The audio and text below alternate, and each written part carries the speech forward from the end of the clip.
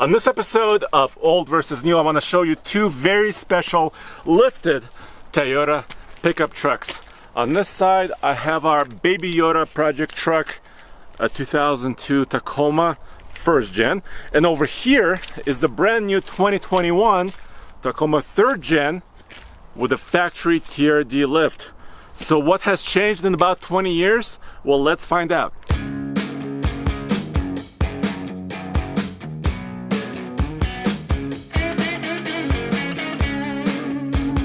They don't make trucks like this anymore. A regular cab, two-door with a longer 6-foot bed. If you're ordering a brand new 2021 Tacoma, all you can get is an XS cab or a crew cab version of the truck. So yeah, it's very special. And it's also special because it was just on TFLbids.com, our brand new auction site, and it's sold for charity for about $18,000. And yeah, all the money is going to a children's home. And don't forget, you can also sell your truck or off-road SUV at our site, so check it out using the link below. Well, while the old truck is modified aftermarket, this 2021 is all factory, and it does have a factory lift. But it is a crew cab TRD off-road model in army green, and it does have a short bed. But let me show you the suspension because it's very special. Of course, off-road trucks are all the rage these days, and this special factory provided suspension lift adds about 2 inches in the front and 1 in the rear. And you can see this special shock coilover in the front here. It is TRD tuned, and they worked with Bilstein on the shocks. And the ride, well, I'm gonna take them for a ride and tell you my first impression. I'm looking forward to this because, of course, Toyota also has the Trd Pro top-of-the-line off-road model with Fox shocks. This is something new and different. Right here on the dirt road, you know what? I can already tell the ride is very controlled. I wouldn't call it, really like riding on a cloud. I think the point of this system is to provide control, but also, of course, capability and comfort. This system is not available with a two-wheel drive truck. It's not available with a 4-cylinder. It's not available on the long wheelbase version crew cab long bed. But if you want an XS cab or a crew cab, double cab they call it, with a short bed, you can get the system. Yeah, well, so $1,450 for the parts. That's not a bad deal, but of course you do need to install it as well. So there'll be some sort of an upcharge for that. What about tires? Well, this TRD off-road truck still is wearing Goodyear Wrangler with Kevlar all-terrain adventure tires. So yeah, it's pretty standard and basically a very similar tire that's also available on the TRD Pro.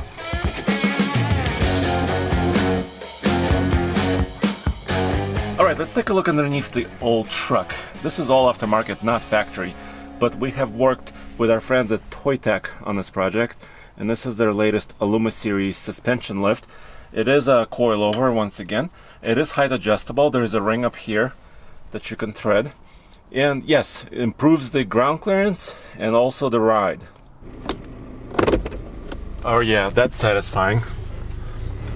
Alright, one last drive in the Baby Yoda. I'm gonna miss this truck. Obviously, this is a whole different animal. This is not a factory truck. It's an old truck with a lot of customization on it. And of course, a suspension system, additional weight, with the bumpers and the winch, the skid plates and all that stuff. But let's see how it drives. On that bumpy part, it felt a tiny bit bumpier, but of course you have to remember this is a short wheelbase truck which has awesome approach and departure and breakover angles, so it's going to ride a little bit differently because the new truck was actually a longer wheelbase. It's a lot smoother.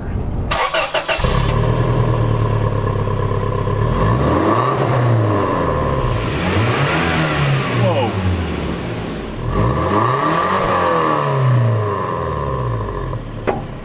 Let's look underneath the hood. Alrighty.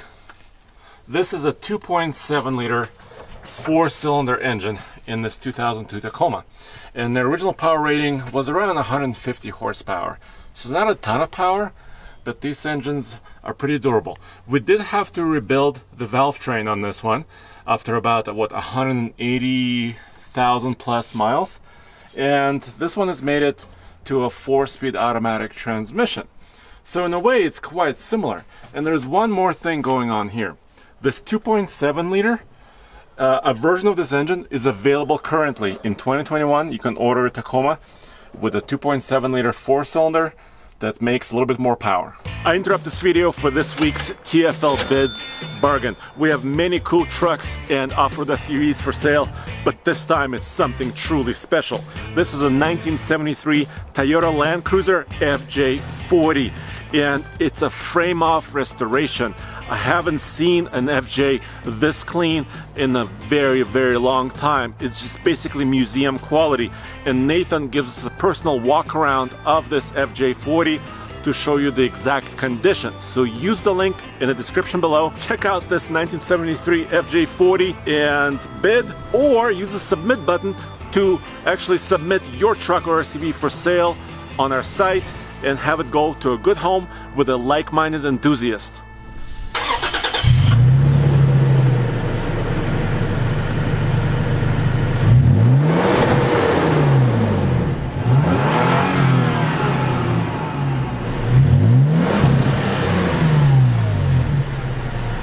You know, one thing that has not changed is the size of the hood and how heavy this hood is.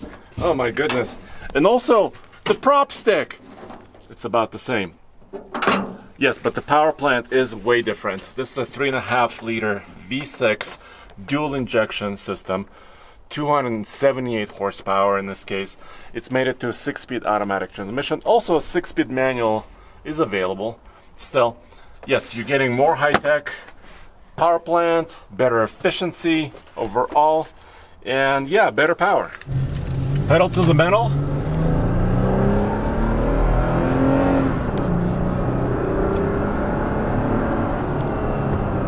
So yeah, I mean, this 3.5 liter V6, it's okay. It's not the most powerful engine in the class, of course. The 6-speed, it does have certain shifting issues once in a while. It just doesn't seem kind of intuitive or smooth as I think it could be. But I mean, this truck is just fine, and the ride, you know what? You know, the ride is really nice. All right, let me punch it.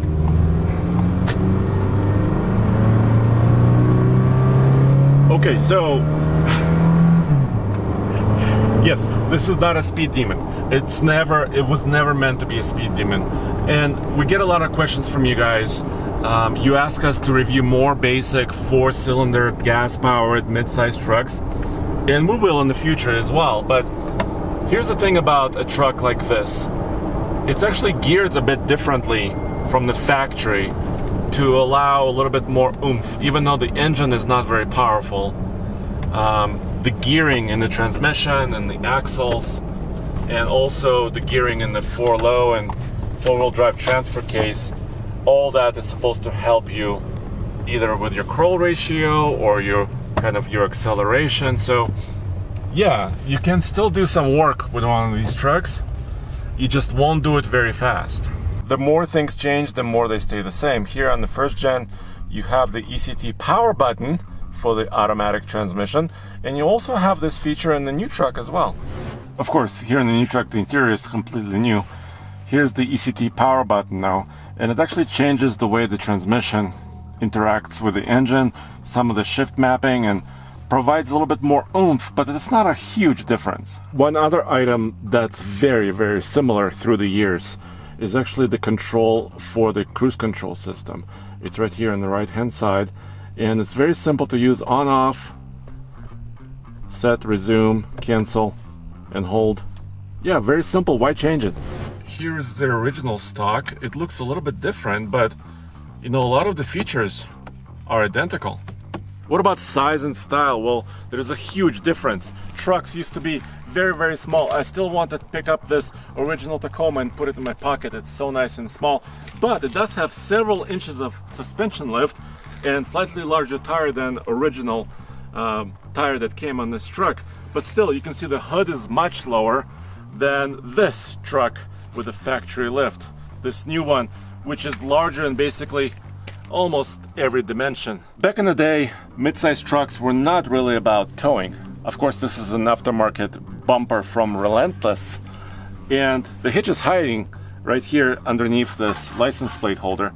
And originally the towing capacity on this truck, this Tacoma, was just over 3,000 pounds with a 4-cylinder, and a little bit more, of course, with a V6 that was a 3.4 liter. So, you know, towing and payload were not critical numbers for a smaller truck back then, but as trucks got bigger, of course, capacities got bigger. This V6 4-wheel drive Tacoma, the brand new one, is rated to tow about 6,400 pounds. And yes, the receiver is under here. Yes, it's easy to reach. It has brand new, of course, trailer wiring for 4-pin and 7-pin connectors. But when payload is concerned, it's a whole different story. Let me show you this on the new truck.